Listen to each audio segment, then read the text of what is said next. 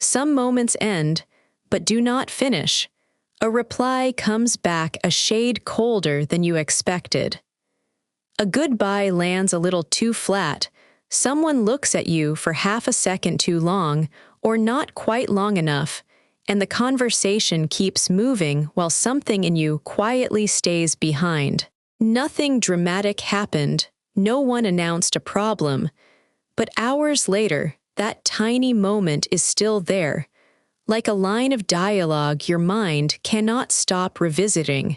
It shows up at strange times. While you are making coffee, walking to the next room, answering a completely different message, and every return of the memory carries the same restless question. What was that? Were they annoyed? Did you sound awkward? Did the mood shift because of you? The discomfort is so personal because the clue was real but incomplete. It gave you just enough to feel and not enough to know. So one small clue begins pulling more attention than the whole interaction around it. That reaction is more human than most people admit. It can feel irrational to keep revisiting something so brief, especially when, on paper, it barely looks like anything. But the mind is not always pulled back by the biggest moment. Very often, it is pulled back by the least finished one. Clear pain has edges. Unclear tension does not. A blunt comment may sting, but at least it tells you where you stand. A strange tone, a vanished smile, a pause that lasts one beat too long leaves room for the audience in your head to start writing its own script. That is why these moments can grow after they end. One glance starts feeling like a public story. One silence begins to stand in for the whole room. Private tension starts masquerading as public judgment, even when the evidence is still thin. If your thoughts keep circling back, it is not because the clue was huge. It is often because it stayed uncertain. And once you can see that, the next question becomes easier to ask. In real life, what is the one cue your attention grabs first? On a screen, in a room, in a pause that suddenly starts taking over everything else. Some moments stay tiny on the outside and still take over the whole day. A typing bubble appears, flickers, and disappears. You watch the screen for a second, longer than you meant to. No reply comes. Nothing dramatic happened. No one said anything cruel. But your attention has already locked onto that one vanishing clue, and the rest of the conversation starts sliding out of focus. The friendly message from 10 minutes earlier, the joke they answered with a laughing emoji, the fact that people get interrupted and put their phones down all the time, all of it gets quieter than that one small pause. The same thing happens in rooms without screens. You say something in a meeting, and one person glances at another before looking back at the table. Maybe it means nothing.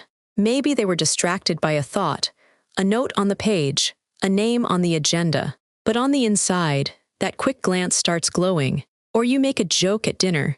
It lands a little oddly, and 1/2 second of silence suddenly feels louder than the whole hour around it. 10 people kept talking to you normally. One person smiled when you left. The conversation moved on, but the mind keeps circling the tiny hitch, as if that single cue contains the final answer to what everyone really thought. This is where attention begins leaning too hard on one detail and making it feel larger than it is. Not because you are fragile, not because the moment was secretly huge. Usually it is, because the cue is incomplete. A read receipt without a reply, a face you cannot fully read, a pause with no caption under it. The mind does not like social blank space, so it starts treating the loudest clue like the most reliable clue. And once that happens, the rest of the evidence blurs. The ordinary warmth, the neutral explanations, the parts that do not fit the fear. One visible cue starts sounding like a room-wide judgment, even when the room itself never clearly said that. That scene stays small, which is exactly why the explanation matters next. A disappearing typing bubble can feel bigger than a whole conversation, and one strange beat can feel bigger than everything that came before it. But vivid is not the same as important. Sometimes the detail that hooks you most is simply the detail that stayed unresolved the longest. That is the relief inside this pattern. The loudest thing in your mind is not automatically the truest thing. And that leads to the next question. Why does uncertainty pull so much harder than a clear no? A clear rejection can hurt, but an unclear clue often holds on longer. That sounds backward at first. You would think the more painful thing would be the more sticky thing, but the mind usually settles faster around clear pain than around unclear social threat, because clarity gives it somewhere to land. If someone openly disagrees with you, or says no, or clearly seems upset, that can sting badly, but at least the clue has edges. Your mind can begin organizing around what happened. Ambiguity is different. Ambiguity keeps the scan alive. One strange pause, one hard-to-read expression, one reply that feels slightly off, and the mind starts asking questions it cannot finish. Was that awkward? Did they mean something by that? Did I miss a shift in tone? Are they annoyed, disappointed, embarrassed for me, pulling away? The moment ends, but the search does not. And because it does not resolve, attention starts leaning too hard on that one cue and treating it like the key to everything. This is where embarrassment and fear of being judged make the clue feel even larger. Not because you are weak, not because you are dramatic, because once a social moment feels uncertain, the brain starts scanning for danger in a very human way. It begins self-monitoring. It checks your words, your face, your timing, your memory of the room. Then it checks the other person again in your mind. Then it checks what everyone else might have thought. A private reaction starts feeling bigger, almost public, as if one odd beat must have revealed something important about how you were seen. And usually, that is the distortion. The feeling is real. The body really did register something unfinished. But unfinished does not mean confirmed. That is why one vague cue can feel heavier than one clear disappointment. A clear disappointment says, "This hurt." An unclear cue says, "Keep looking. Keep solving. Keep scanning until you know whether you are safe, accepted, understood." The mind does not always private retelling the moment because it was huge. Sometimes it retellings the moment because it never got a clean answer. That need to make sense of people is part of what makes relationships possible. We are constantly reading tone and timing and pauses and faces and tiny shifts in warmth. But in uncertain moments, that same skill can overreach. It can take one half-second clue and quietly promote it into a public story. Not just that something felt off, but that everyone noticed. Not just that the interaction was strange, but that it revealed something bad about you. And that is the reframe that matters. Your system may be responding to uncertainty, not to truth. The discomfort is honest, but the conclusion is not finished. You can feel unsettled without assuming the moment already means what you fear it means. Once that becomes visible, the next thing to notice is how the mind tries to close the case on its own, because that is when your memory starts editing the evidence. That is why the next section can prove it, inside one ordinary example.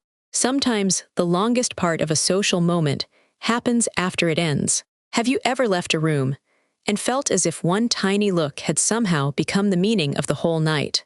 You say something in a meeting, there is a small pause, one person gives a tight smile, somebody else looks down at the table, and the conversation keeps moving. In real time, it is only a flicker. Later, it starts returning with edits. The remembered tone gets sharper than it sounded in the room. The silence gets heavier. One face, maybe a single raised eyebrow, starts standing in for everyone who was there. That is what private retelling does. It does not bring back the moment exactly as it happened. It rebuilds it from a few strong details and a lot of missing pieces. And missing pieces make the mind restless, so it starts filling the gaps. Maybe they thought that sounded naive. Maybe the room went polite because people were embarrassed for you.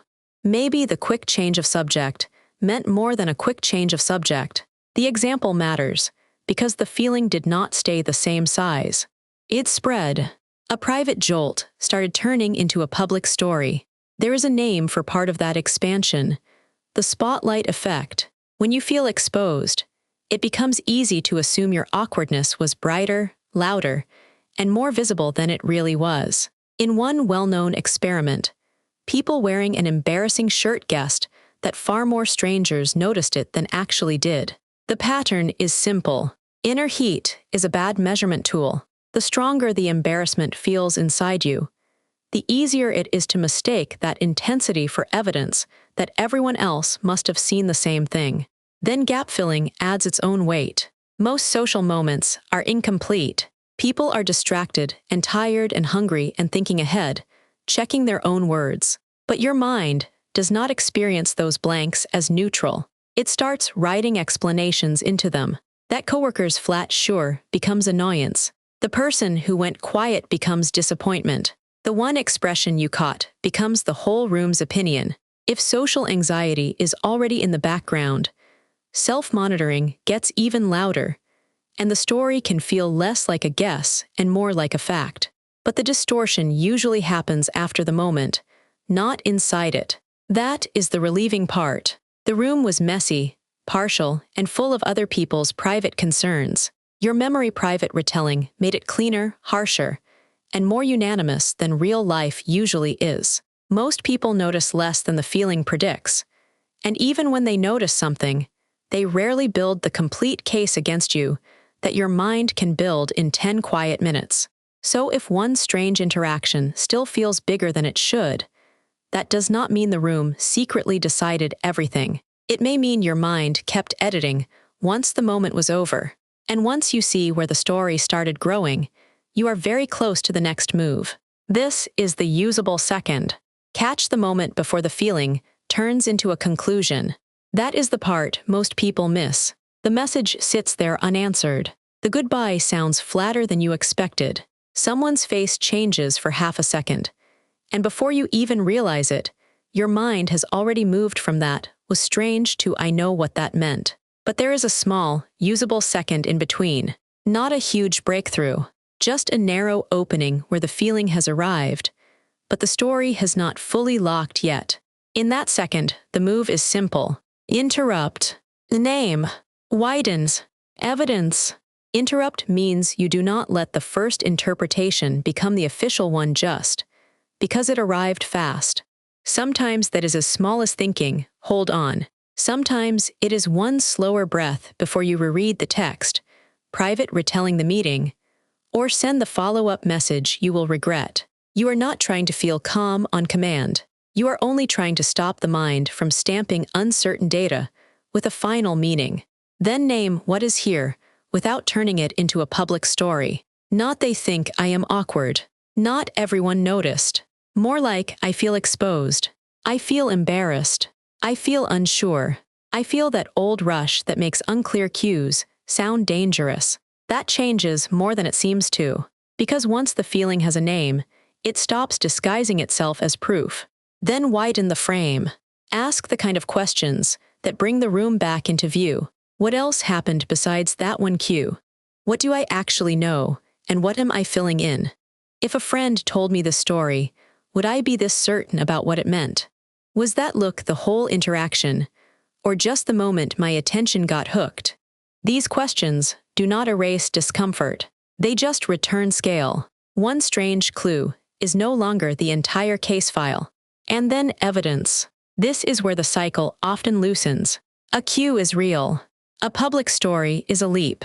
The cue might be that they paused, replied late, looked distracted, or laughed in a way you could not read. The public story is "they are upset with me, I ruined the mood, the whole room saw it, this means something about who I am." Those are not the same thing. The cue deserves notice. The public story requires proof.